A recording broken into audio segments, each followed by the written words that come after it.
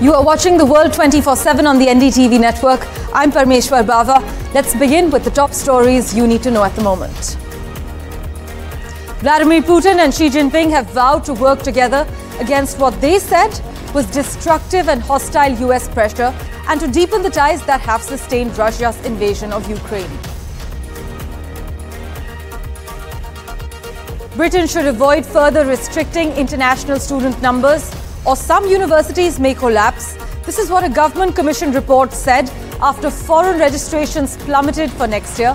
But Rishi Sunak is on a mission to cut migration.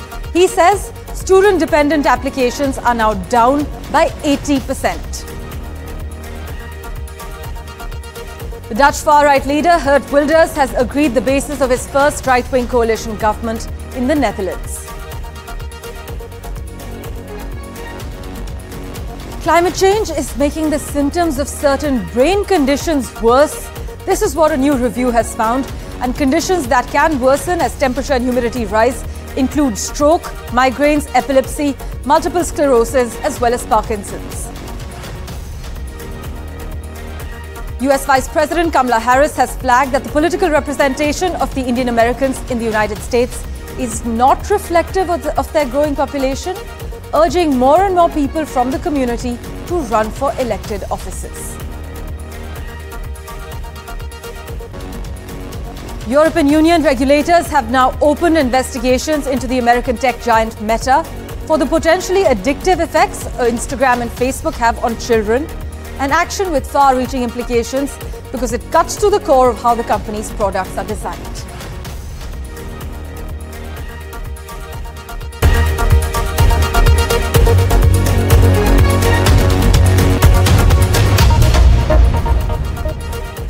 Well, a big focus. The UK government's Migration Advisory Committee reviewed the graduate route visa, basically saying that the visa, which allows international students to work in the country for at least 2 years after graduation, should remain in place.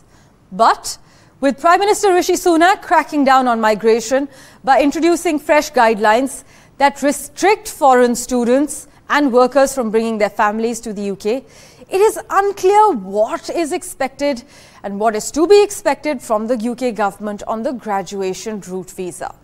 But listen in to what experts have told NDTV. Despite the UK Migration Advisory Committee's recommendation to retain the graduate visa route, you say that the battle is far from over. Why do you say so? And I say that because this is a non-binding recommendation from the Migration Advisory Committee. And we've had an instance in the past, actually, the last time the post-study work visa was introduced in the UK, the MAC was actually against its introduction, yet the government went ahead and did it anyway. So what we are very concerned about, and what indeed the whole of the higher education sector is very concerned about, is that something similar may happen, only that this time it will be to take away the graduate route. The MAC report stated that universities would suffer if students were to, reduce their numbers to coming towards the UK and if the visa route is not retained. So we're also seeing that many universities are already seeing drop in foreign applicants. So where do universities stand in this conversation? So it is very challenging for UK universities, and it was reassuring to see that the MAC, although it was given a very narrow terms of reference by the government, actually focused on the economic impact of overseas students. And I think the reason why the MAC is so important and why I remain confident that the Prime Minister will make the right decision is that they did collate, even in that short period, an incredible amount of evidence about the success of the graduate route, how we compare in our post-study work offer with other countries. I think the game is far from over. I remain very confident because, as Sanam mentioned, overseas students are so essential, not just in terms of the financial contribution they bring, but the social and cultural benefits that they bring. I don't think this government is stupid enough to make such a poor decision. What we're talking about is the voices of a few individuals on the right of the Conservative Party. I don't think that will be enough to sway political opinion when faced with the evidence. migration has remained a top issue for voters in the UK ahead of the elections in the country. So do you think Prime Minister Sunak is facing pressure from the Conservative right to axe the graduate route visa? Rishi Sunak is under pressure in many ways, not just this one. He's Prime Minister and leader of the Conservative Party at a time that the Conservatives are facing a rout. We saw the mayoral election where the Labour Party kept London City. We saw the recent by-election where the Tories had lost their seats and the Labour made gains. And we know that this is election year for the UK. We also know that Rishi Sunak is heading the Tory party, which is seeking a fourth consecutive term. Not easy at all considering the anti-incumbency, the multiple scandals that the Tory party has faced in the last few years during COVID, the mismanagement of COVID, with erstwhile Prime Minister Boris Johnson still facing investigation for multiple scandals. So given all of this, Rishi Sunak is at a time facing a political challenge and at the same time also trying perhaps to come across as someone who makes bold decisions.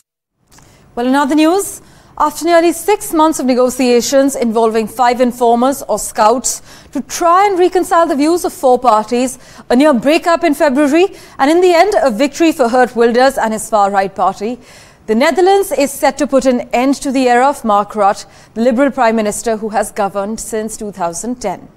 Because Geert Wilders described it a historic day for his Party for Freedom as he has decided to go ahead with a coalition. These are the details.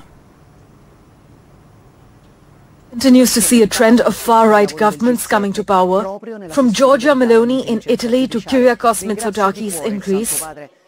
It seems the Netherlands may soon follow suit, as Dutch firebrand Geert Wilders struck a deal to form the most right-wing government the country has seen in decades, roughly 6 months after his shock win last year.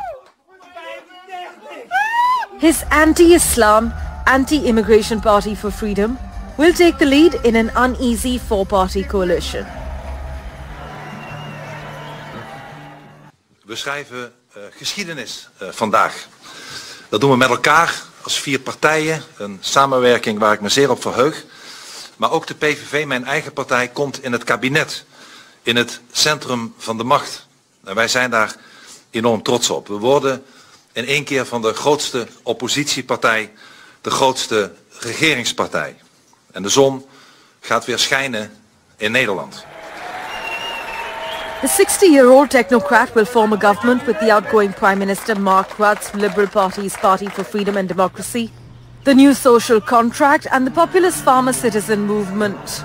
However, Wilders will not become the next Dutch Prime Minister in an unconventional and experimental business government arrangement.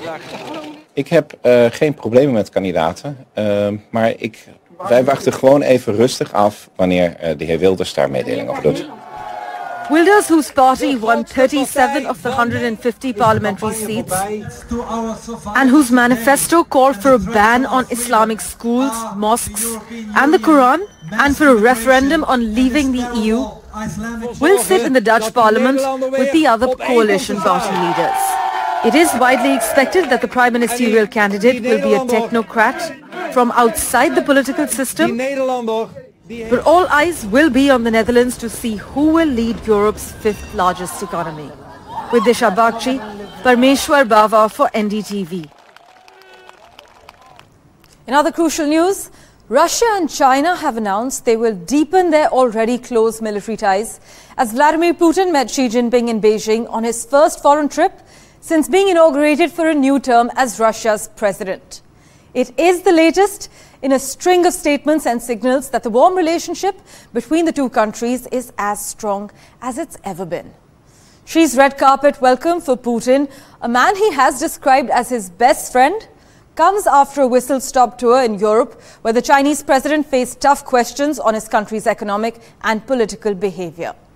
But the Biden administration has also announced tariffs, so this is happening in the backdrop of those $18 billion of tariffs on Chinese goods that has angered Beijing. But despite pressure from the West to lean on Putin to end the war in Ukraine, China's economic and moral support for Russia has intensified since the start of this conflict.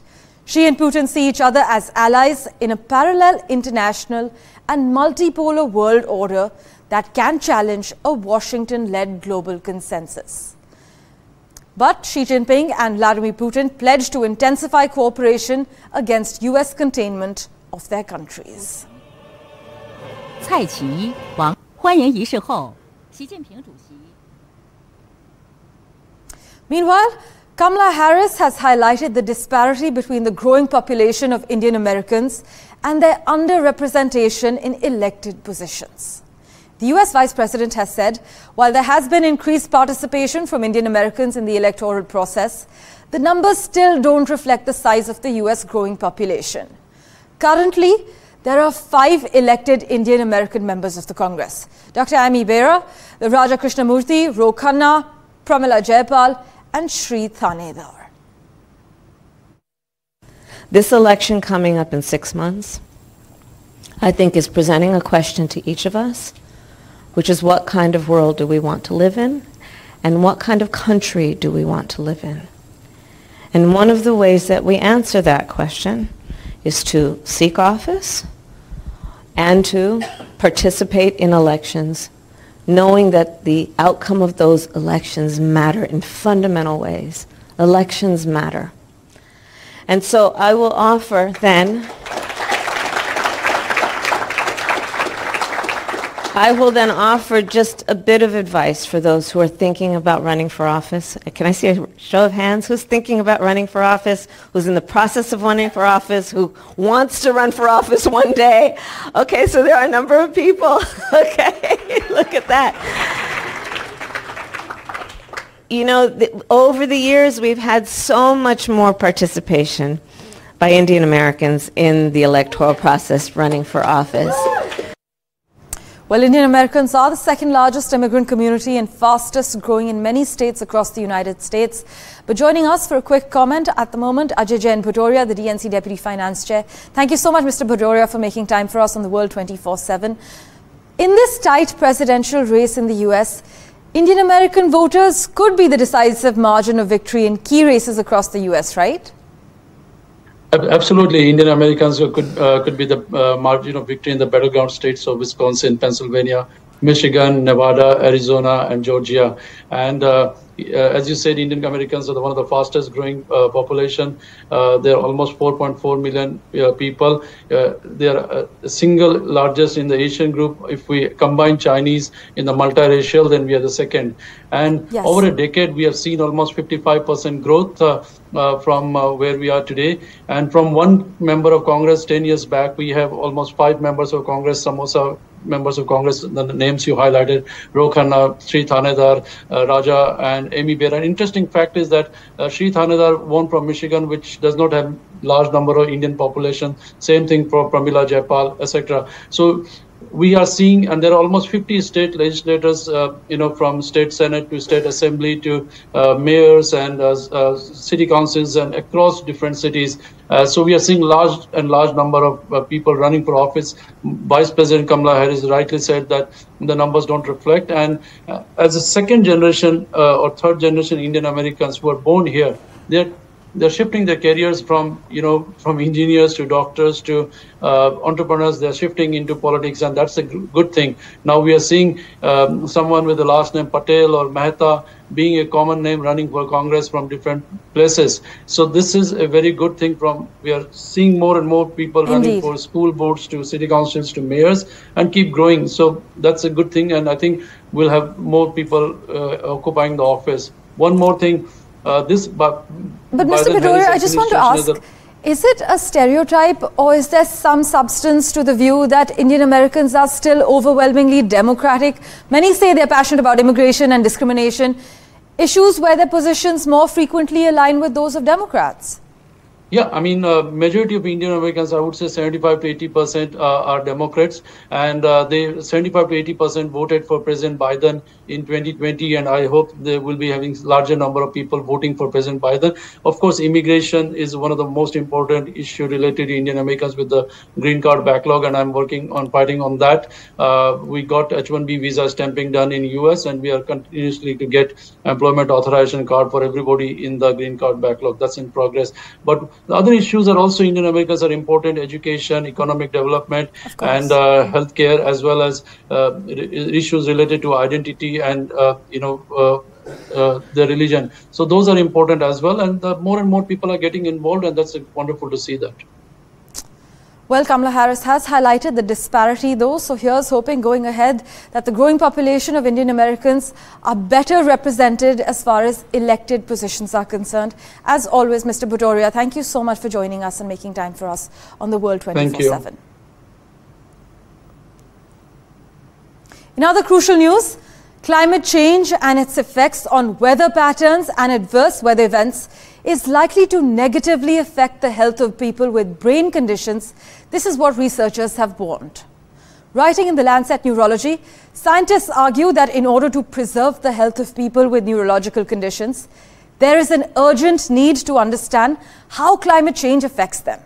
As an example, they say that higher temperatures through the night can disrupt sleep, which could have a negative effect on some brain conditions. So how did researchers figure this out? Well, following a review of 332 papers published across the world between the year 1968 and 2023, this team, led by Professor Sanjay Sisodia of UCL Queen Square Institute of Neurology, they have said that they expect the scale of the potential effects of climate change on neurological diseases to be substantial. The team has said there's clear evidence for an impact of the climate on some brain conditions, especially stroke and infections of the nervous system. So they have considered 19 different nervous system conditions, chosen actually on the basis of the Global Burden of Disease 2016 study. And this includes stroke, migraine, Alzheimer's, meningitis, epilepsy, as well as multiple sclerosis. The team has also analyzed the impact of climate change on several serious but common psychiatric disorders that includes anxiety, depression, as well as schizophrenia. Now, these researchers have also observed that there is clear evidence for an impact of the climate on some brain conditions, especially strokes and infections of the nervous system. According to the findings, there was an increase in hospital admissions, disability, or death as a result of a stroke in higher ambient temperatures or heat waves. And the researchers also suggest that people with dementia are susceptible to harm from extremes of temperatures and weather events such as flooding or wildfires, as their condition can impact their ability to, let's say, adapt behavior to environmental changes.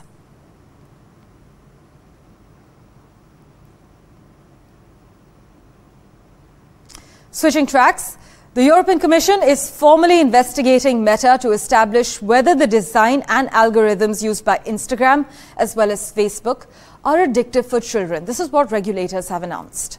This investigation, though, comes under the auspices of the Digital Services Act, a law passed back in 2022 that requires online platforms to have strict child safety measures.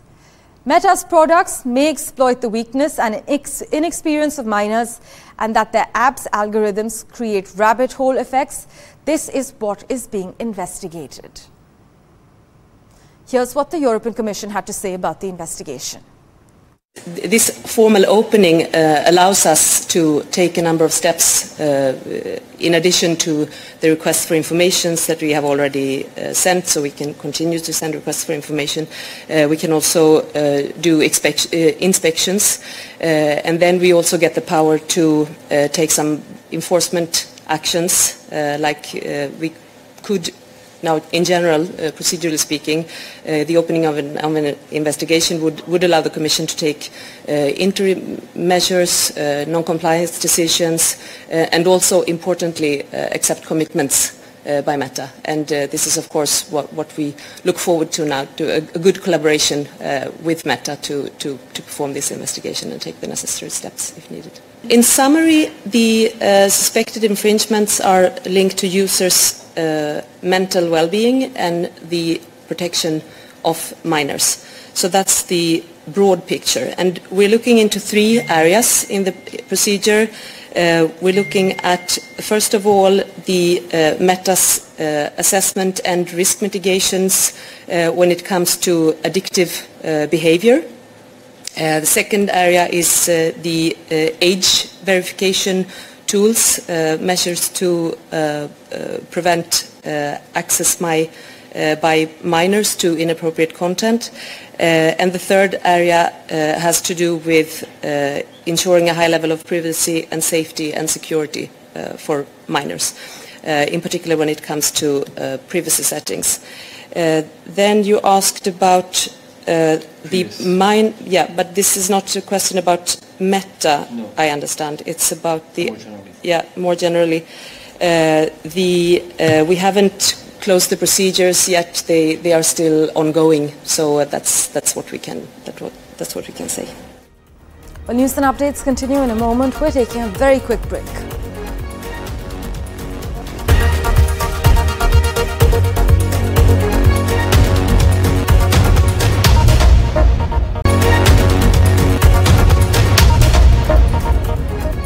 Welcome back.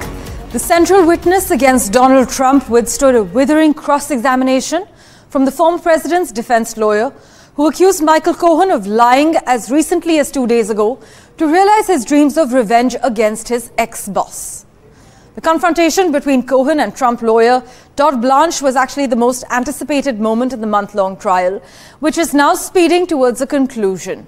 Because the trial is off Friday, the jurors will have 3 days to weigh Cohen's answers, and his cross-examination will continue Monday morning, setting the stage for closing arguments next week.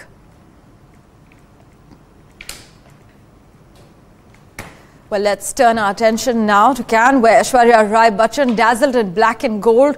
The actor wore an outfit designed by the Indian designer duo Falguni and Shane Peacock. Meanwhile, Indian fashion content creator Masoom Meenawala, she returned to the red carpet, and Masoom is currently expecting her second baby, and she seized every opportunity to flaunt her pregnancy glow at the French Riviera.